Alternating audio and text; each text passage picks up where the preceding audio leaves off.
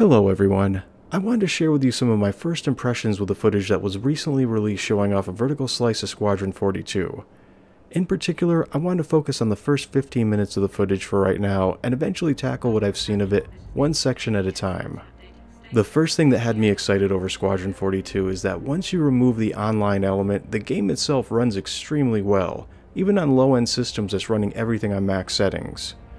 My minimum specs Core i5 could run the 2.6.3 build with a 40 to 50 FPS, and a consistent 60 FPS if I ran it in its offline mode.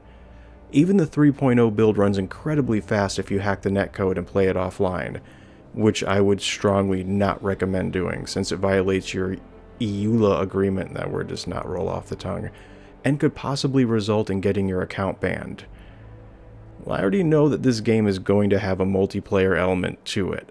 My point is that optimization isn't an inherent problem with running the game. The object container system does a great job maximizing the amount of characters on scene, while minimizing the performance hit to your system. It's the netcode that ends up slowing everything down. And the more people who are connected to a server at one time, the more this impact in performance is felt. Being able to play Squadron 42 as a single-player campaign means that even lower-end systems will be able to play it at a projected 30 FPS with all of the options maxed out, while the higher-end system should get a consistent 60 FPS while delivering a more handcrafted cinematic version of the Star Citizen PTU. The next thing that really impressed me was the level of depth that's being displayed in the character interactions. As you wake up, you're greeted with images of a number of other characters, each distinct in their appearance and behaviors. They're all busy preparing for a day's worth of activities in their own distinct way, and once done will set off to go to actual locations in the ship. As you make your way past the gentle flow of traffic, each person acknowledges you in their own way, be it a head nod, casual greeting, or the inevitable series of wincing looks if you perform badly during your last mission. You can also find people who are busily wrapped up in their own interactions with the other crewmates, of which you can choose to stop and listen in on or move along. Some of these situations I'm sure will either drag you further into the drama of their lives or cause you to be given a polite reprimand about the rudeness of eavesdropping on others' conversations that don't concern you. It makes you feel like you're actually there, immersed in the situation in a way that I haven't experienced before, or at least not to this level of engagement. NPCs also have the ability to react to you based on what you're looking at. The example given was when you're in the engine room, the main character stationed there will start to comment on things that you're looking at, but as all conversations go, he will eventually run out of things to say and prompt you to move along with some gentle prodding by declaring that he has to get back to work, or by saying something like, "Isn't there somewhere you need to go?" They've talked a lot about expanding your relationships with people on board, and although this isn't an entirely new concept, Squadron 42 seems to tackle it in an entirely new way.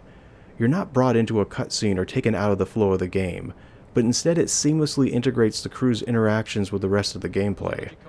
I don't feel that same disconnect that I get from being brought into a pre-rendered cinematic with a menu-driven dialogue branch that doesn't feel tactile, and simply allows you to choose what order you hear information from the NPC in, but not much else. Things like that are the semblance of choice without really giving you any.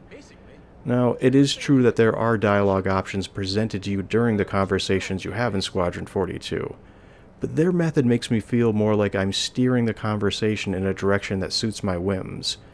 Maybe not in earth-shattering ways, but with more of a casual flow to it, which I'm sure will start to get more personal with repeated interactions with the same character. The way it's being presented in this game has much more of a fluid cinematic feel than what I'm really previously used to seeing, and it's very well appreciated. Another very interesting aspect of this assumption editor is that people's reactions are going to be reputation-based, so that the better you're doing, the more people will acknowledge you, and their reactions will end up being more curt the worse you do. And like I said before, they'll even be making comments based on where you're looking, so careful where you park those eyes, gentlemen. Another incredibly impressive element to this game is the high quality of the writing and acting which is being poured into it. An example of this can be seen after you first walk into the briefing room and step right in the middle of a conversation that's going on between Liam Cunningham, who plays Captain Noah White, and Ben Mendelsohn, who plays Julian Wexler. The exchange that unfolds between these two is top-notch in both its writing and level of acting. If what I've seen here is any indicator as to what the rest of the game is going to offer, then I'm fully on board.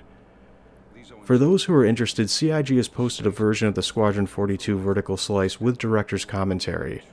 The dialogue for it is completely different from the one that was shown during the live show and features commentary from Chris Roberts, Sean Tracy, and Dave Haddock.